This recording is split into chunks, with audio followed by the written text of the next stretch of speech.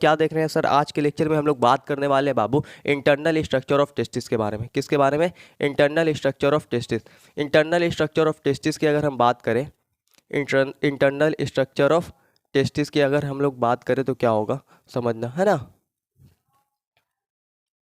देखो कहीं कहीं पे तुमको टेस्टिस का स्पेलिंग TESTIS टेस्टिस मिलेगा, कहीं पे TESTES टेस्टिस मिलेगा। ये कुछ नहीं है, सिंगुलर और प्लूरल का खेल है, ठीक है। तो जो लिखोगे सही रहेगा, समझे बात। तो हम लोग क्या देख रहे हैं sir, internal structure of testis की बात कर रहे हैं। तो अगर इंटरनल स्ट्रक्चर हम लोग टेस्टिस को देखते हैं, देखो इंटरनल स्ट्रक्चर अगर हम टेस्टिस का देख रहे हैं, मतलब सर टेस्टिस को हम काट के देख रहे हैं। कैसे देख रहे हैं? काट के। तो काट के जब हम अंदर में टेस्टिस को देखा बाबू, तो हमको क्या दिखता है? सबसे बाहर एक लेयर हमको दिखता है ना। सबसे बाहर क्या दिखता है? एक लेयर दिखता है। इसको हम लोग ट्यूनिका वेजिनालिस कहते हैं। क्या कहते हैं बाबू? Tunica vaginalis. ट्यूनिका का मतलब होता है लेयर, ट्यूनिका का मतलब क्या होता है? लेयर। और इस लेयर का नाम हमने रखा ट्यूनिका वेजिनालिस। क्या रखा बाबू? ट्यूनिका वेजिनालिस, है ना। और ये लेयर क्या लग रहा है तुमको, आउटर है, मिडल है या इनर लेयर है? आउटर लेयर है। तो ट्यूनिका वेजिनालिस क्या हो जाएगा सर हमारा? आउटर लेयर है। और ये क्या तुमको कंप्लीट लग रहा है या इनकम्प्लीट लग रहा है? अच्छे से देख के बताओ, ये लेयर जो है वो पूरा कंप्लीट है या फिर इनकम्प्लीट है? इनकम्प्लीट है सर, इसलिए इस लेयर को हम लोग क्या कहेंगे सर, कि जो ट्यूनिका वेजिनालिस है वो हमारा कैसा लेयर होता है बाबू? इनकम्प्लीट लेयर होता है। कैसा लेयर होता है? इनकम्प्लीट लेयर होता है। यहाँ तक क्लियर है? ट्यूनिका वेजिनालिस क्या होता है सर? आउटर लेयर है। किसका आउटर लेयर है सर? टेस्टिस का आउटर लेयर है ना। और कैसा लेयर होता है सर? इनकम्प्लीट लेयर होता है। कैसा लेयर होता है बाबू? Incomplete layer. क्लियर। अब एक टेस्टिस के अंदर क्या होता है? 250 कमरे होते हैं। कितने कमरे होते हैं? 250 कमरे होते हैं। देखो 1 2 3 249 50, मतलब इस तरह से 250 ड्रॉ नहीं कर पाएंगे ना। हाँ, तो 1 2 3 249 250, इस तरह से लगभग 250 कमरे होते हैं। समझे यहाँ पर? एक टेस्टिस के अंदर कितने कमरे होते हैं? 250 कमरे। उन कमरे को हम लोग कहते हैं टेस्टिकुलर लोब्यूल्स। क्या कहते हैं बाबू? Testicular lobule. तो इन ईच टेस्टिस, हर टेस्टिस में कितना कंपार्टमेंट होता है? लगभग 250 कंपार्टमेंट होता है। कितना कंपार्टमेंट होता है बाबू?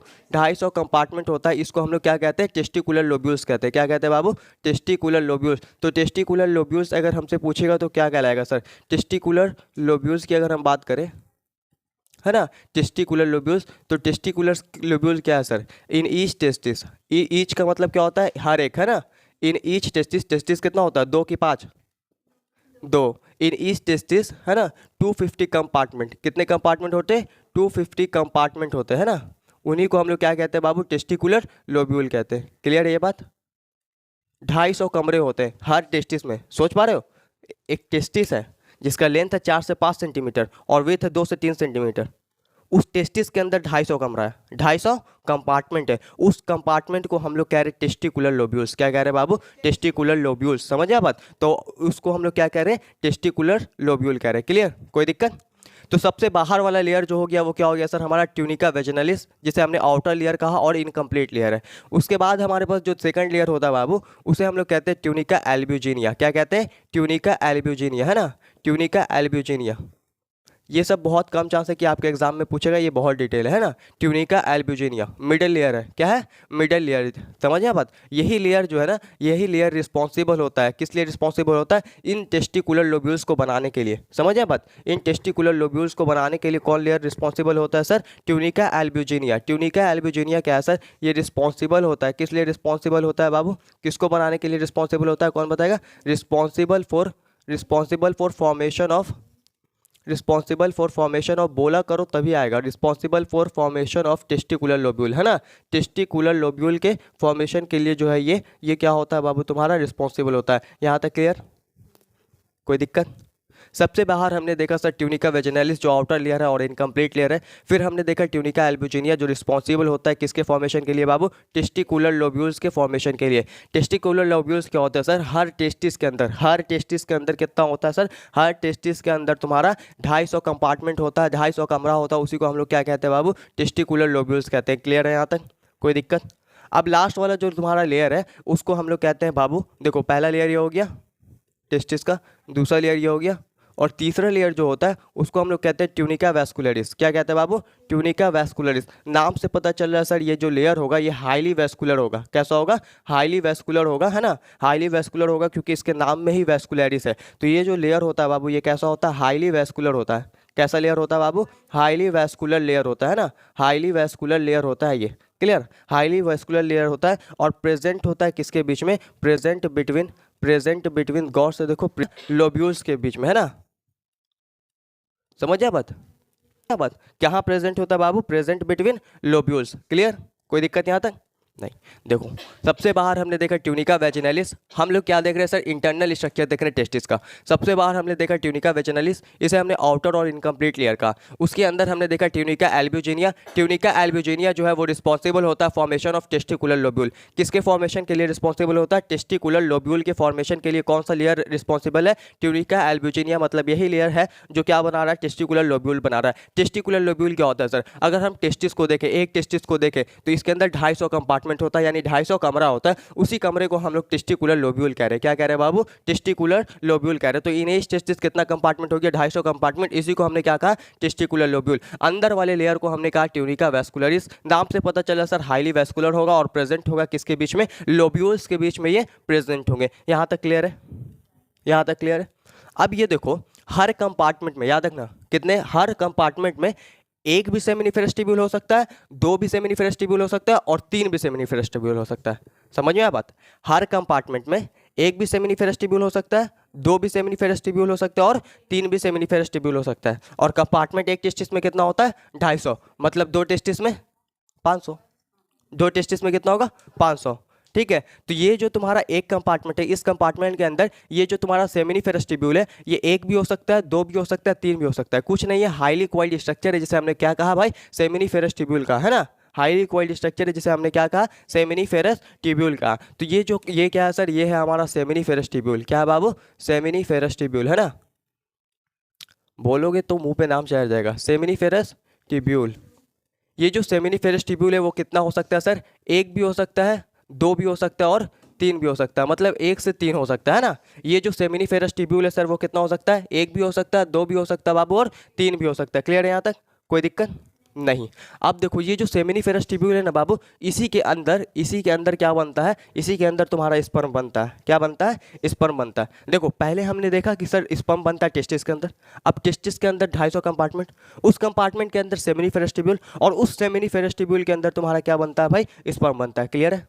तो ये हम लोग क्या कहते हैं सर? ये जो सेमिनिफेरस ट्यूब्यूल है ये क्या है बाबू? ये है साइट का मतलब पता है ना? साइट का मतलब होता है जगह। क्या होता है? जगह। Site of spermatogenesis. कौन सा जगह भाई? ये वो जगह जहाँ पे क्या होता है बाबू? स्पर्मेटोजेनेसिस होता है, यानी कि सर स्पर्म का फॉर्मेशन होता है। क्या यहाँ तक क्लियर है एकदम? ये वो जगह जहाँ पे क्या होता है सर? साइट ऑफ स्पर्मेटोजेनेसिस है ना? जहाँ पे क्या होता है बाबू? स्पर्म का फॉर्मेशन होता है। सेमिनिफेरस ट्यूब्यूल एक कंपार्टमेंट में कितना हो सकता है सर? एक से तीन हो सकता है। अब बताओ एक टेस्टिस में कितना होगा? बताओ एक टेस्टिस में कितना होगा? जल्दी बोलो। एक टेस्टिस में कितना होगा सेमिनिफेरस ट्यूब्यूल? एक टेस्टिस में सेमिनिफेरस ट्यूब्यूल कितना होगा? कौन बता सकता है? एक टेस्टिस में सेमिनिफेरस ट्यूब्यूल कितना होगा? बताओ। इस तरह का सवाल आता है एग्जाम में। एक टेस्टिस में कितना सेमिनिफेरस ट्यूब्यूल हो सकता है?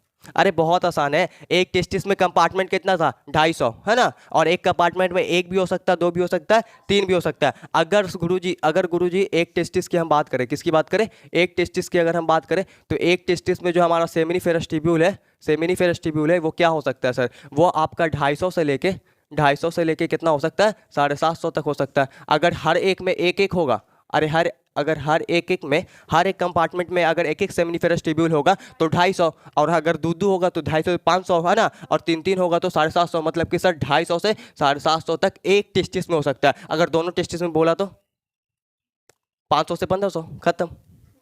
500 से 1500। तो इस तरह का क्वेश्चन लगा लोगे? हाँ, लगा लेना। ठीक है, तो ये क्या हो गया बाबू? Seminiferous tubule. सेमिनिफेरस ट्यूब्यूल कुछ नहीं है, हाईली क्वालिटी स्ट्रक्चर है, टेस्टिकुलर लोब्यूल्स के अंदर होता है। ये वो जगह है जहाँ पे क्या होता है सर? स्पर्मेटोजेनेसिस होता है, यानी स्पर्म का फॉर्मेशन होता है। यहाँ तक क्लियर है एकदम? कोई दिक्कत यहाँ तक? लाइट कटा हुआ है इसलिए थोड़ा सा यहाँ पे लाइट आता होगा, है ना? बीच में आ रहा है एकदम। चलो कोई बात नहीं। अब देखो, ये सेमिनिफेरस ट्यूब्यूल के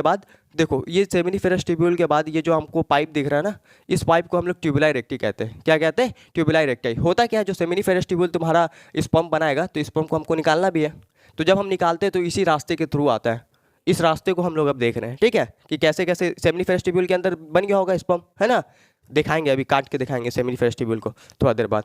तो हम इस सेमिनिफेरस ट्यूब्यूल के अंदर स्पर्म बन गया होगा। अभी क्या करेगा? स्पर्म को निकालेगा। तो निकलने का कुछ रास्ता होगा। तुम जैसे घर जाते हो तो कुछ रास्ता है, वैसे ही ये बाहर निकलेगा तो कुछ रास्ता होगा। समझ में आया कि नहीं आया बात? तो यहाँ से जो निकलता है तो सेमिनिफेरस ट्यूब्यूल से ये जाता है कहाँ बाबू? इस पाइप में। इस पाइप को हम लोग ट्यूबुलाई रेक्टाई कहते हैं। क्या कहते हैं बाबू? ट्यूबुलाई रेक्टाई, है ना, ट्यूबुलाई रेक्टाई। समझ आया बात? ट्यूबुलाई रेक्टाई, ये सब ट्यूबुलाई रेक्टाई मिलकर एक नेटवर्क बनाते हैं, एक जाल बनाते हैं। क्या बनाते हैं? जाल बनाते हैं ट्यूब्यूल्स का, नेटवर्क ऑफ ट्यूब्यूल्स। उन नेटवर्क ऑफ ट्यूब्यूल को हम लोग कहते हैं रिटी टेस्टिस। क्या कहते हैं बाबू? रिटी टेस्टिस। उन नेटवर्क ऑफ ट्यूब्यूल को हम लोग क्या कहते हैं? रिटी टेस्टिस कहते हैं। क्लियर है? ये रेटी टेस्टिस मिलकर कुछ पाइप बनाता है ना, कुछ पाइप बनाता है। इस पाइप को हम लोग, ये पाइप तुम्हारा 10 से 12 हो सकता है। कितना हो सकता है? 10 से 12 हो सकता है। इस पाइप को हम लोग वासा इफ्रेंशिया कहते हैं। क्या कहते हैं बाबू? वासा इफ्रेंशिया, है ना। इस पाइप को हम लोग क्या कहते हैं बाबू? वासा इफ्रेंशिया कहते हैं। क्लियर है? क्या कहते हैं? वासा इफ्रेंशिया। ये वासा इफ्रेंशिया जाके हाईली क्वाइल्ड स्ट्रक्चर में खुलता है, हाईली क्वाइल्ड स्ट्रक्चर में खुलता है। तुमको एक फैक्ट बताता है, ये जो हाईली क्वाइल्ड स्ट्रक्चर है ये लगभग अगर तुम खोल के देखोगे तो 20 फीट तक जा सकता है। समझ आया बात? 20 फीट तक जा सकता है। इस हाईली क्वाइल्ड स्ट्रक्चर को हम लोग क्या कहते थे सर? इस हाईली क्वाइल्ड स्ट्रक्चर को हम लोग कहते हैं एपिडिडाइमिस। क्या कहते हैं बाबू? एपिडिडाइमिस। क्लियर है? इस हाईली क्वाइल्ड स्ट्रक्चर को हम लोग क्या कहते हैं? एपिडिडाइमिस कहते हैं। और एपिडिडाइमिस कहाँ जाता है सर? एपिडिडाइमिस जाता है गोस टू वास डिफरेंस। कहाँ जाता है? Vas deferens. एपिडिडाइमिस जाकर खुलता है किसमें? वास डिफरेंस में। अब कल वाला लेक्चर पे ध्यान डालो, अगर ध्यान है तो। वास डिफरेंस फिर कहाँ खुल रहा था? वास डिफरेंस के साथ एक ग्लैंड मिक्स हुआ था, सेमिनल वेसाइकल। वास डिफरेंस और सेमिनल वेसाइकल एक एजैकुलेटरी डक्ट के थ्रू यूरेथ्रा में खुल रहा था, है ना। किस में खुल रहा था? यूरेथ्रा में खुल रहा था। और यूरेथ्रा से यूरेथ्रल मेटस, और यूरेथ्रल मेटस से फिर फाइनली एजैकुलेशन, यानी एजैकुलेशन का मतलब होता है डिस्चार्ज ऑफ सीमेन, सीमेन का निकलना। समझ आए बात? क्लियर है? तो ये पूरा फ्लो ऑफ स्पर्म क्लियर है? लिख देंगे, अलग से लिख देंगे, है ना, तो ज़्यादा अच्छा हो जाएगा। तो ये क्लियर है, यहाँ पे क्लियर है कि ये ट्यूबुलाई रेक्टी हो गया, रेटी टेस्टिस, वासा इफ्रेंशिया, एपिडिडाइमिस। एपिडिडाइमिस लगभग आपका कितना हो सकता है सर? 20 फीट तक हो सकता है। ये सिर्फ और सिर्फ नॉलेज के लिए, इस पे सवाल आने का बहुत कम चांस है। वासा इफ्रेंशिया आपका कितना हो सकता है? तो 10 से 12 हो सकता है। कितना हो सकता है बाबू? 10 से 12 हो सकता है ना। 10 से 12 पाइप हो सकता है आपका वासा इफ्रेंशिया, है ना। इनके मिलने से तुम्हारा एपिडिडाइमिस मिलेगा, है ना, एपिडिडाइमिस। अब देखो कहीं कहीं पे क्या होगा ना, कुछ कुछ बुक में और कुछ कुछ गुरुजी ये भी बढ़ाने लगते हैं तुमको कि एपिडिडाइमिस का भी 3 पार्ट होता है ना। क्या क्या होता है भाई? तो तुम्हारा होता है कॉर्पस, क्वाइडा और फिर कैप्यूट। ये सब नहीं करने का जरूरत है। पूरे 15 साल 20 साल जब से बिहार बोर्ड का एग्जाम हो रहा है, अभी तक एक बार भी ये सब सवाल पूछा नहीं है। अगर बोलो तो लिख दे रहे हैं, भारी होगा, लिख दे। नहीं, कुछ नहीं। एपिडिडाइमिस का कुछ देखो, जहाँ जहाँ कैप पर, कैप कहाँ पहनेंगे हम लोग? हेड पे, है ना। तो ये इसका क्या हो गया? हेड। तो ये वाले पार्ट को हम लोग कहते हैं कैप्यूट। क्या कहते हैं? कैप्यूट। बीच वाले को कहते हैं कॉर्पस, एपिडिडाइमिस के, और नीचे वाले टेल को हम लोग कहते हैं क्वाइडल। क्लियर? बस यही है ना। तो एपिडिडाइमिस का 3 पार्ट होता है, कैप्यूट, कॉर्पस और क्वाइडल। इसको डायरेक्ट बस समझे रहो अगर आ गया तो, लेकिन आता ही नहीं है इस पे क्वेश्चन। समझे आप बात? नीट में हो सके आए तो आए, लेकिन बोर्ड में बहुत कम चांस है। तो यहाँ तक क्लियर है एकदम? कोई दिक्कत यहाँ तक नहीं। अब हम बात कर लेते हैं तुमसे फ्लो ऑफ स्पर्म के ऊपर। किसके ऊपर? फ्लो ऑफ स्पर्म के ऊपर। तो फ्लो ऑफ स्पर्म की अगर हम बात करें, अलग से दिखा देना, यहाँ दिखा दें। देखो फ्लो ऑफ स्पर्म की बात कर रहे हैं, किसकी बात करें बाबू? फ्लो ऑफ स्पर्म की, कि स्पर्म का जो फ्लो है वो कैसे होगा, है ना।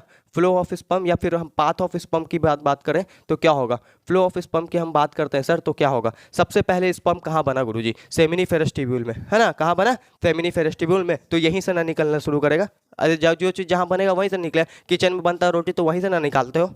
अरे बोलो हाँ। तो सबसे पहले कहाँ होगा भाई? सेमिनिफेरस ट्यूब्यूल में, है ना। सेमिनिफेरस ट्यूब्यूल बताते जाना बाबू, अपने से बताते जाना ईमानदार होकर। सेमिनिफेरस ट्यूब्यूल, है ना। सेमिनिफेरस ट्यूब्यूल्स के बाद कहाँ जाएगा सर स्पर्म? ट्यूबुलाई रेक्टाई में, है ना। ट्यूबुलाई रेक्टाई में। ट्यूबुलाई रेक्टाई के बाद जो स्पर्म है वो कहाँ जाएगा गुरुजी? ट्यूबुलाई रेक्टाई के बाद जो स्पर्म है वो कहाँ जाएगा बाबू? रिटी टेस्टिस में। कहाँ जाएगा? रिटी टेस्टिस में। रिटी टेस्टिस में। रिटी टेस्टिस के बाद जो स्पर्म है वो कहाँ जाएगा? रिटी टेस्टिस के बाद जो तुम्हारा स्पर्म है बाबू वो जाएगा वासा इफ्रेंशिया में। किस में जाएगा? वासा इफ्रेंशिया में। वासा इफ्रेंशिया के बाद स्पर्म जो है वो कहाँ जाएगा सर? वासा इफ्रेंशिया के बाद जो स्पर्म है वो कहाँ जाएगा? एपिडिडाइमिस में। एपिडिडाइमिस याद करो एंटीरियरली होता है या पोस्टीरियरली होता है? जल्दी बताओ नहीं तो बहुत मारेंगे। एपिडिडाइमिस जो है तुम्हारा वो एंटीरियर प्रेजेंट होता है या पोस्टीरियर? टेस्टिस के किस एंड पे प्रेजेंट होता है? पोस्टीरियर या एंटीरियर? तो याद रखना क्या पिछले ही क्लास में बताए थे सर, पोस्टीरियर। ये टर्म ये डायरेक्ट आंसर में आएगा, क्वेश्चन में आएगा एपिडिडाइमिस एंटीरियर या पोस्टीरियर। समझिए बात? तो वासा इफ्रेंशिया कहाँ? सेमिनिफेरस ट्यूब्यूल से भाई ट्यूबुलाई रेक्टाई, ट्यूबुलाई रेक्टाई से रिटी टेस्टिस, रिटी टेस्टिस से वासा इफ्रेंशिया, वासा इफ्रेंशिया से तुम्हारा क्या हो जाएगा बाबू? एपिडिडाइमिस। एपिडिडाइमिस से क्या होगा बाबू? एपिडिडाइमिस से बताओ वास डिफरेंस। वास डिफरेंस के बाद का कौन सीक्वेंस बताएगा? वास डिफरेंस के बाद कहाँ जाएगा बताओ?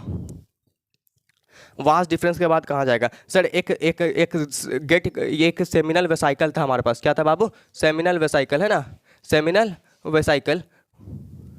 इसके साथ मिलकर ये क्या किस में खुलता है सर? इसके साथ ये खुलता है जाके तुम्हारा एजैकुलेटरी डक्ट में। किस में खुलता है बाबू? एजैकुलेटरी डक्ट में, है ना? किस में खुलता है? एजैकुलेटरी डक्ट में।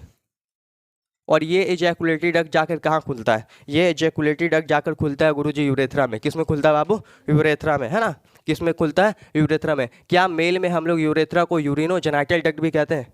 क्या मेल में हम लोग यूरेथ्रा को यूरिनोजेनाइटल डक्ट भी कहते हैं? तो आंसर है यस। क्यों कहते थे बाबू? क्योंकि यही वो रास्ता है जिससे सीमेन भी पास होता है, यानी कि स्पर्म भी पास होता है और तुम्हारा यूरिन भी पास होता है। इसलिए मेल में यूरेथ्रा को हम लोग क्या कहते हैं? यूरिनोजेनाइटल डक्ट कहते हैं। और यूरेथ्रा के बाद ये जाएगा यूरेथ्रल मिएटस। यूरेथ्रल मिएटस क्या था सर? ओपनिंग था यूरेथ्रा का, है ना? ओपनिंग था यूरेथ्रा का, तो यूरेथ्रल मिएटस, है ना? Urethral meatus. और फाइनली क्या हो जाएगा सर? स्पर्म का इजैकुलेशन हो जाएगा। क्या हो जाएगा? इजैकुलेशन। इजैकुलेशन का मतलब होता है बाबू डिस्चार्ज ऑफ सीमेन, है ना? या रिलीज ऑफ सीमेन। क्या होता है? Release of semen from male reproductive tract, है ना? Release of semen from male reproductive tract. Male reproductive tract से तुम्हारा रिलीज करना, किसका रिलीज करना बाबू? सीमेन का रिलीज करना क्या कहलाता है? सीमेन का रिलीज करना मेल रिप्रोडक्टिव ट्रैक्ट से तुम्हारा क्या कहलाता है बाबू? इजैकुलेशन कहलाता है ना? तो इजैकुलेशन क्या होगा? यहाँ पे लिख दें कि इधर लिख दें? इधर ही लिख दे रहे, है ना? इजैकुलेशन क्या होगा? इधर लिख दे रहे। ये क्या होगा बाबू? रिलीज ऑफ सीमेन, है ना? क्या लिखेंगे हम लोग? रिलीज ऑफ सीमेन। सीमेन क्या होता है बताएंगे हम। स्पर्म और कुछ फ्लूइड मिल के बनाते हैं सीमेन, ठीक है? हाँ, तो रिलीज ऑफ सीमेन जो इजैकुलेशन में निकलता है ना, वो सीमेन ही निकलता है। तो release of semen, release of semen from कहाँ से भाई? मेल या फीमेल रिप्रोडक्टिव ट्रैक्ट? जल्दी बोलो। मेल रिप्रोडक्टिव ट्रैक्ट, है ना? From male reproductive tract, male reproductive tract. Clear है यहाँ तक? कोई दिक्कत?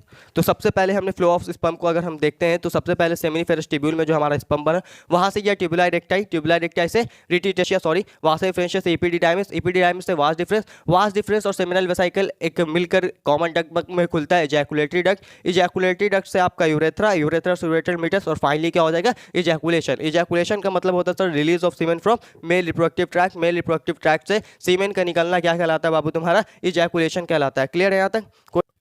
रिटिटेस्टिस, वासाई फ्रेंशिया, एपिडिडाइमिस और वास डिफरेंस, ये सब तुम्हारे कहलाते हैं मेल सेक्स एसेसरी डक्ट्स। क्या कहलाते हैं?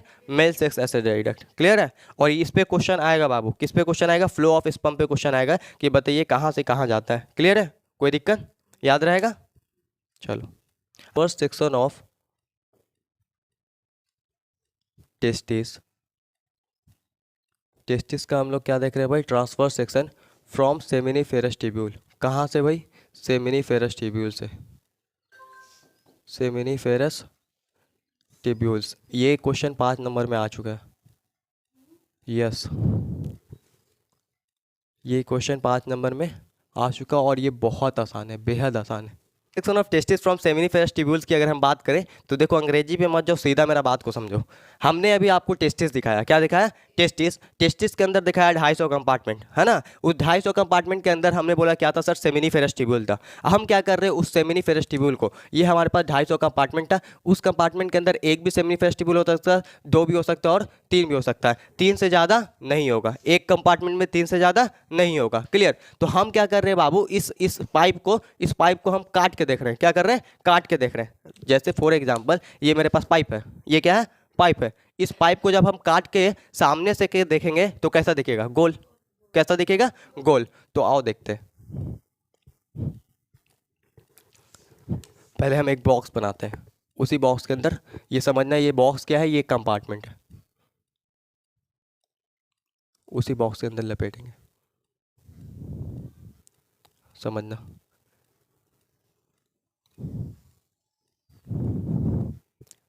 ये एक हो गया, है ना? एक पाइप को काटा,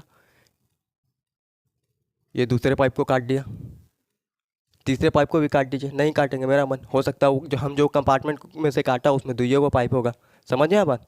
ठीक है, तीसरा भी दिखा सकते हो तुम यहाँ पे, लेकिन कोई ज़रूरी नहीं है। समझे आप बात? चलो, अब ये क्या है सर? ये सेमिनिफेरस ट्यूब्यूल है। क्या है बाबू? सेमिनिफेरस ट्यूब्यूल है। ये क्या है? ये है सेमिनिफेरस ट्यूब्यूल। सबसे पहले इसी को लिखते हैं हम, कि ये है sir seminiferous tubule, seminiferous tubule. Clear. इस सेमिनिफेरस ट्यूब्यूल के अंदर अगर तुम झांक के देखोगे, देखो पहले तुम सोचो कि तुम कहाँ गए हो, तुम सोच पा रहे हो तुम कहाँ गए। एक टेस्टिस के अंदर जो 4 से 5 सेंटीमीटर जिसका लंबाई था और 2 से 3 सेंटीमीटर जिसका चौड़ाई था, उसके अंदर 250 कंपार्टमेंट, उस 250 कमरे में से किसी एक कमरे में, और उस एक कमरे में से, उस एक कमरे में से है ना, किसी एक और कमरे में, समझ में आ रहा। और 250 कंपार्टमेंट, देखो एक टेस्टिस के अंदर 250 कंपार्टमेंट है ना, 250 कंपार्टमेंट में से ये टेस्टिस कितना 4 से 5 सेंटीमीटर का, बस इतना बड़ा, उसके अंदर कंपार्टमेंट है ना, उसके अंदर कितना कमरा, 250 कमरा, और उस 250 कमरे में से किसी एक कमरे में, और उस एक कमरे में से भी किसी एक फिर और अंदर वाले कमरे में। समझ में आ रहा है तुम अभी कहाँ गए हुए हो। हाँ तो सोच पा रहे हो, समझ में आया ना। चलो तो अब देखो, इसको देख रहे हैं हम लोग, किसको देख रहे हैं, इसको देख रहे हैं। अब देखो क्या होगा, इस सेमिनिफेरस ट्यूब्यूल के अंदर भी क्या होता है तुम्हारा, कुछ सेल होते हैं। क्या होता है बाबू, कुछ सेल होते हैं। गुरुजी जगह छोड़ दिया बीच बीच में, अभी बताते हैं क्या छोड़ा।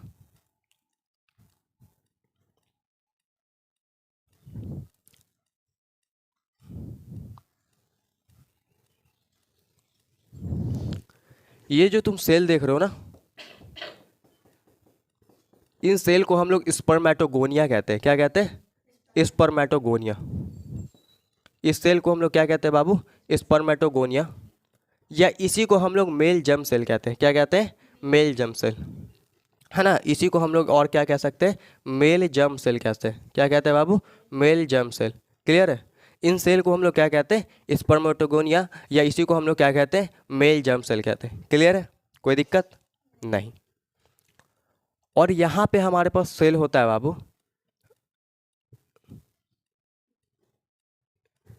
इस सेल को हम लोग कहते हैं सर्टोली सेल। क्या कहते हैं बाबू, सर्टोली सेल। इस सेल को हम लोग क्या कहते हैं, सर्टोली सेल। अब कहानी सुनते जाना। जब हम सेमिनिफेरस ट्यूब्यूल के अंदर देख रहे हैं तो हमको कितने तरह का सेल दिख रहा है सर, 2 तरह का। एक स्पर्मेटोगोनिया जिसे हम मेल जर्म सेल कह रहे हैं, दूसरा सर्टोली सेल। दूसरा क्या है, सर्टोली सेल। अब इस सेमिनिफेरस ट्यूब्यूल के बाहर आओ, मतलब गुरुजी ये जो मेरे पास कमरा था टेस्टिस के अंदर, ये जो टेस्टिस के अंदर कमरा था, तो अब यहाँ पे थे ना हम लोग सेमिनिफेरस ट्यूब्यूल के अंदर। अब सेमिनिफेरस ट्यूब्यूल के बाहर आओ, इधर टहलो। जब हम इधर देख रहे हैं तो देखो, इंटर का मतलब क्या होता है, बीच में, है ना। इंटर का मतलब बीच में। और ये जो स्पेस है, क्या इस स्पेस को हम लोग इंटरस्टिशियल स्पेस कह सकते हैं। क्या इस स्पेस को हम लोग इंटरस्टिशियल स्पेस कह सकते हैं, इंटरस्टिशियल स्पेस।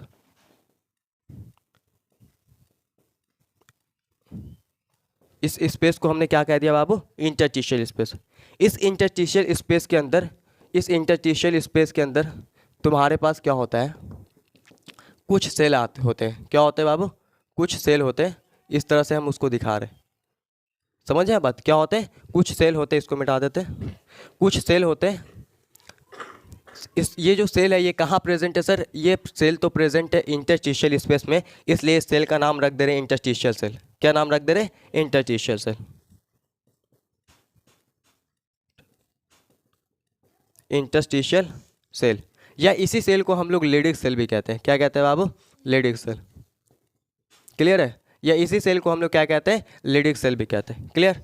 तो इंटरस्टिशियल स्पेस में हमको सबसे पहले क्या दिखा है सर, इंटरस्टिशियल सेल, या जिसे हम लोग क्या कहते हैं, लीडिंग सेल कहते हैं। यहाँ पे तुम्हारे पास कुछ ब्लड वेसल्स और लिम्फ वेसल्स भी होते हैं। समझिए आप बात, क्या होता है यहाँ पे तुम्हारे कुछ ब्लड वेसल्स या लिम्फ वेसल्स भी प्रेजेंट होते हैं। मतलब गुरु जी इंटरस्टिशियल स्पेस में इंटरस्टिशियल सेल भी होगा, ब्लड वेसल्स भी होगा, है ना, ब्लड वेसल्स भी होगा। क्लियर। और साथ ही साथ क्या होता है बाबू, कुछ एनसीईआरटी का लाइन है, अगर इम्यूनोलॉजिकली कॉम्पिटेंट सेल होते हैं। इम्यूनोलॉजिकली कॉम्पिटेंट सेल कैसे होते हैं हम बताते हैं अभी, वो क्या होते हैं।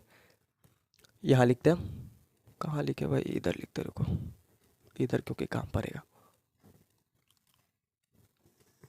इधर लिखा, ठीक है। और क्या होते हैं भाई, इम्यूनोलॉजिकल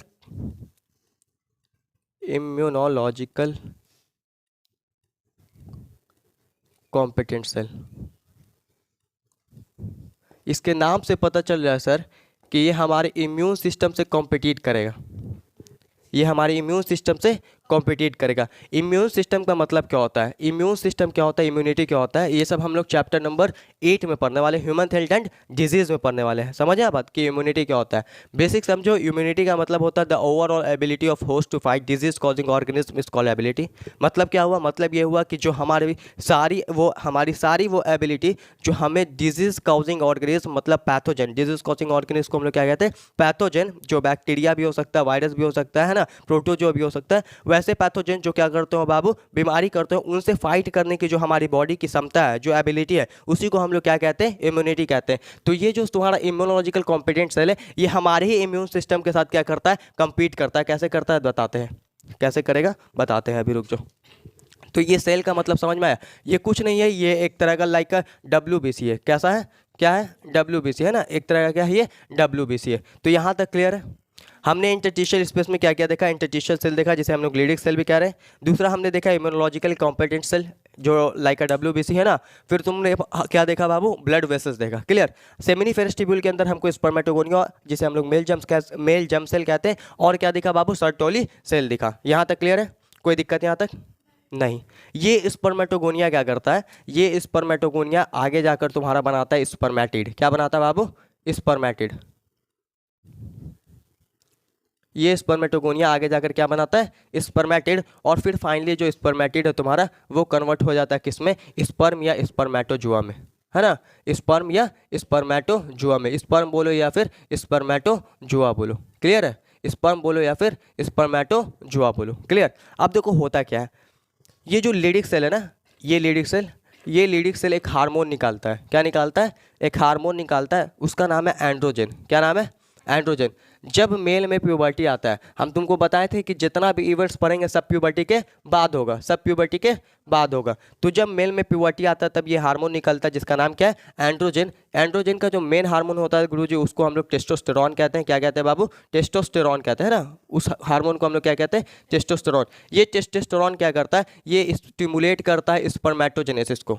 किसको स्टिमुलेट करता है, स्टिमुलेट करता है यानी कि स्टार्ट करता है, किसको स्टार्ट करता है बाबू, स्टिमुलेट करता है स्पर्मेटोजेनेसिस को, यानी स्पर्म के फॉर्मेशन को। समझ आया बात, स्पर्म के फॉर्मेशन को कौन स्टार्ट करवा रहा है, स्पर्म के फॉर्मेशन को स्टार्ट करा रहा है सर टेस्टोस्टेरॉन, जो कि क्या है सर, मेल सेक्स हार्मोन है। क्या है बाबू, मेल सेक्स हार्मोन है। क्लियर, कोई दिक्कत नहीं आता।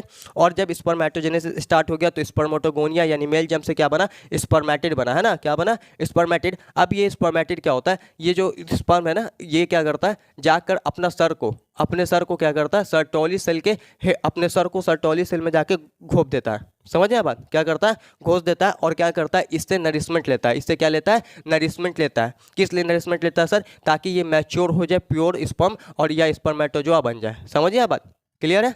तो इस पर सर्टोली सेल क्या करता है बाबू, सर्टोली सेल तुम्हारा निकालता है स्पर्म मैचुरेशन फैक्टर। क्या निकलता है, स्पर्म मैचुरेशन फैक्टर, है ना, sperm maturation factor, sperm maturation factor निकालता है। और भी बहुत सारा चीज़ निकालता है, लेकिन हमको उतना जानने की जरूरत नहीं है। तो सर्टोली सेल क्या निकालता है बाबू, स्पर्म मैचुरेशन फैक्टर निकालता है। और ये स्पर्म मैचुरेशन फैक्टर क्या करता है भाई, वो मैचुरेशन ऑफ स्पर्म में काम आता है। किस में काम आता है, मैचुरेशन ऑफ स्पर्म, यानी स्पर्म के मैचुरेशन में काम आता है ना, स्पर्म के मैचुरेशन में काम आता है, मैचुरेशन ऑफ स्पर्म में काम आता है। मैचुरेशन ऑफ स्पर्म कहने का मतलब गुरुजी स्पर्मेटिड से स्पर्म बनाना, है ना, मैचुरेशन ऑफ स्पर्म में काम आता है। और ये स्पर्मेटिड किस में कन्वर्ट हो जाता है, स्पर्म में कन्वर्ट हो जाता है। इस स्पर्म को तुम स्पर्मेटोजोआ भी कह सकते हो। तो ये हो गया तुम्हारा पूरा खेल। देखो सेमिनिफेरस ट्यूब्यूल के अगर जब हमने काट के देखा तो हमको क्या दिखा सर, अंदर स्पर्मेटोगोनिया देखा जिसे हम लोग मेल जर्म सेल कहा, और साइड क्या दिखा, सर्टोली सेल। सर्टोली सेल क्या करता है, स्पर्म को नरिशमेंट पहुंचाता है। क्या पहुंचाता है, नरिशमेंट पहुंचाता है। इसीलिए हम लोग कह सकते हैं सर सर्टोली सेल का दूसरा नाम होता है नर्स सेल। क्या होता है,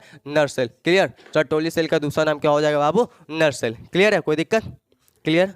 तो ये स्पर्मेटोगोनिया या मेल जब आगे जाके क्या बना रहा है, स्पर्मेटिड, और स्पर्मेटिड से फिर फाइनली क्या बन रहा है, स्पर्म। ये जो भाई कौन हार्मोन है जो स्टिमुलेट कर रहा है, जो स्टार्ट कर रहा है स्पर्मेटोजेनेसिस को, तो सर लीडिक सेल से एक हार्मोन निकलता है एंड्रोजन, है ना, क्या निकलता है, एंड्रोजन। उसका मेन हार्मोन होता है टेस्टोस्टेरॉन। मेन हार्मोन क्या होता है, टेस्टोस्टेरॉन। यही टेस्टोस्टेरॉन क्या कर रहा है, स्टिमुलेट कर रहा है स्पर्मेटोजेनेसिस को, यानी स्पर्म के फॉर्मेशन को। इंटरस्टिशियल स्पेस में हमारे पास क्या क्या है सर, इंटरस्टिशियल सेल है जिसे हम लोग लीडिक सेल भी कहते हैं। क्या कहते हैं, लीडिक सेल भी कहते हैं, है ना।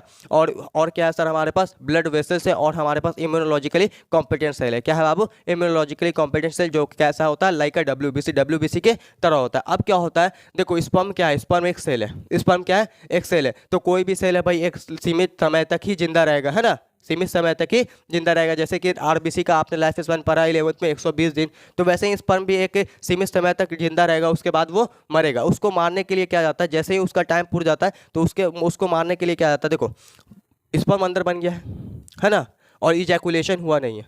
समझ बात? इजैकुलेशन हुआ नहीं है मतलब स्पर्म निकला नहीं है बॉडी से।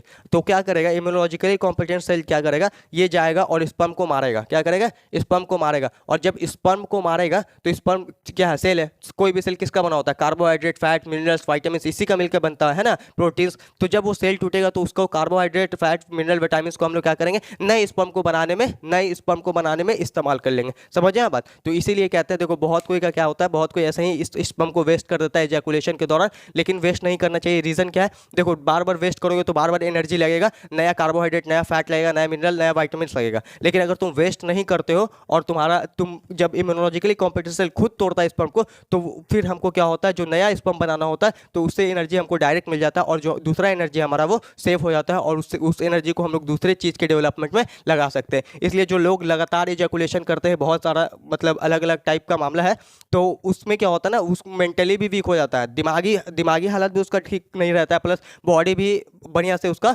वर्क नहीं करता है। समझ आया बात? समझ में आया? हाँ, फिर आगे उसको फ्यूचर में ही बहुत दिक्कत होता है। क्लियर? तो ये पूरा कहानी समझ में आया? कोई दिक्कत यहाँ तक?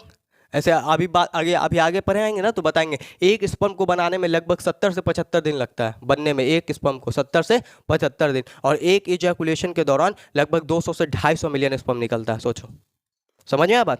हाँ, तो यहाँ तक क्लियर है? कोई दिक्कत यहाँ तक? नहीं। अब हम लोग थोड़ा सा रेगुलेशन के ऊपर बात करेंगे। किसके ऊपर बात करेंगे? रेगुलेशन के ऊपर। वो रेगुलेट कैसे होता है, कंट्रोल कैसे होता है, समझ आया बात? तो देखो क्या देख रहे हैं हम लोग sir, regulation of spermatogenesis. Regulation of spermatogenesis.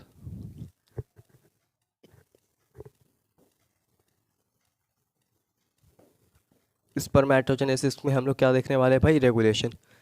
देखो हमारे पास ब्रेन में एक पार्ट होता है जिसे हम लोग हाइपोथैलेमस कहते हैं। क्या कहते हैं बाबू? हाइपोथैलेमस। आप लोगों को पता है ये क्या हो गया सर? ये हो गया हमारा हाइपोथैलेमस। क्या हो गया? हाइपोथैलेमस। हाइपोथैलेमस से हैंग करता हुआ यानी कि लटकता हुआ एक पार्ट होता है जिसे हम लोग क्या कहते हैं? पिट्यूटरी कहते हैं। क्या कहते हैं? पिट्यूटरी। पिट्यूटरी के दो लोब होते हैं, एक होता है तुम्हारा एंटीरियर पिट्यूटरी, एक होता है पोस्टीरियर पिट्यूटरी। क्लियर? ये एंटीरियर पिट्यूटरी जो है बाबू, ये एंटीरियर पिट्यूटरी, देखो ये एंटीरियर पिट्यूटरी, अब समझना मेरे बात को।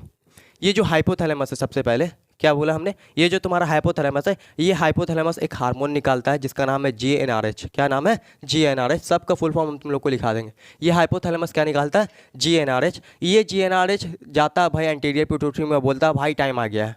टाइम आ गया मतलब प्यूबर्टी आ गया है ना। क्या आ गया है? प्यूबर्टी आ गया। तो ये GnRH जाके एंटीरियर पिट्यूटरी को बोला भाई प्यूबर्टी आ गया है। एंटीरियर पिट्यूटरी ने बोला ठीक है भाई, एंटीरियर प्यूबर्टी जब आ गया है तो हम क्या करते हैं सर, हम क्या करते हैं, हम अपना काम करना स्टार्ट कर देते हैं।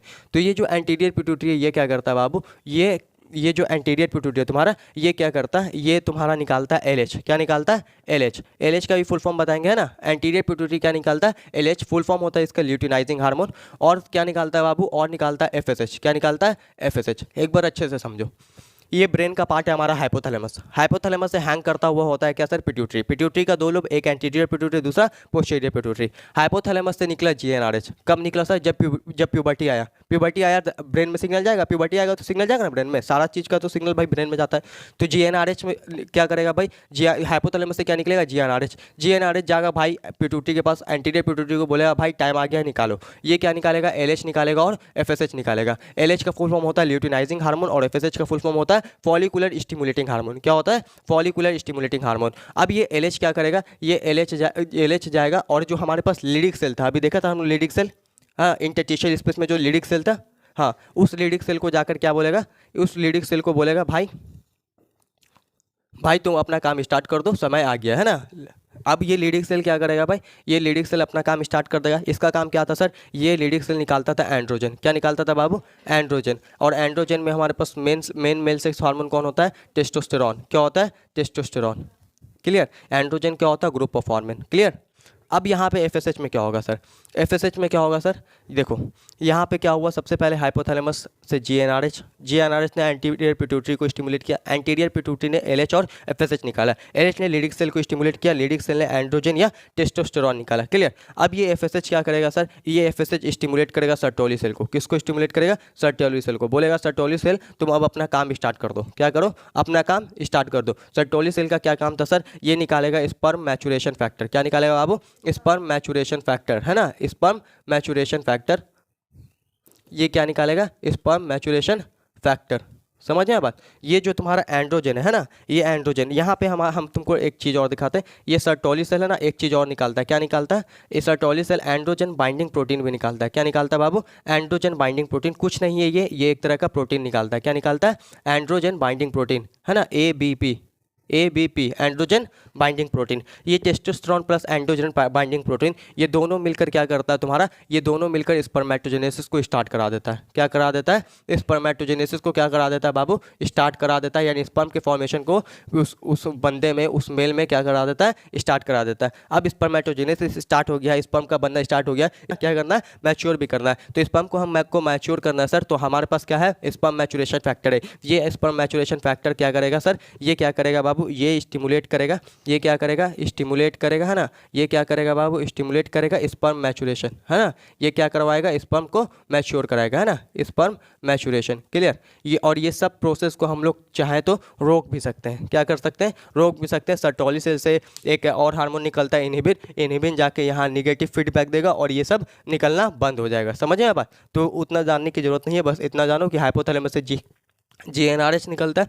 जीएनआरएच जाके एंटीरियर पिट्यूटरी को बोलता है भाई समय आ गया, निकालो। समय क्या है, प्यूबर्टी। एलएच और एफएसएच, एल निकलेगा एंटीरियर पिट्यूटरी से, एलएच लीडिंग सेल को जाके बोलेगा तुम अपना काम करो, लीडिंग सेल निकालेगा एंड्रोजन टेस्टोस्टेरोन, है ना। सर्टोली सेल से एबीपी भी निकलता है, एबीपी और टेस्टोस्टेरोन मिलकर स्पर्मेटोजेनेसिस को स्टार्ट करेगा। सर्टोली सेल से जो स्पर्म मैचुरेशन फैक्टर निकलता है, ये स्पर्म मैचुरेशन फैक्टर स्टिमुलेट करेगा स्पर्म के मैचुरेशन को। क्लियर, कोई दिक्कत, क्लियर है यहाँ तक सब चीज़ का। हाँ, तुमको हम फुल फॉर्म बताते हैं। जीएनआरएच का फुल फॉर्म होता है गोनाडोट्रोफिन रिलीजिंग हार्मोन, एलएच का होता है ल्यूटिनाइजिंग हार्मोन, एफएसएच का होता है फॉलिकुलर स्टिमुलेटिंग हार्मोन। क्लियर है, ये सब लिखा हुआ आपके नोट्स में। क्लियर।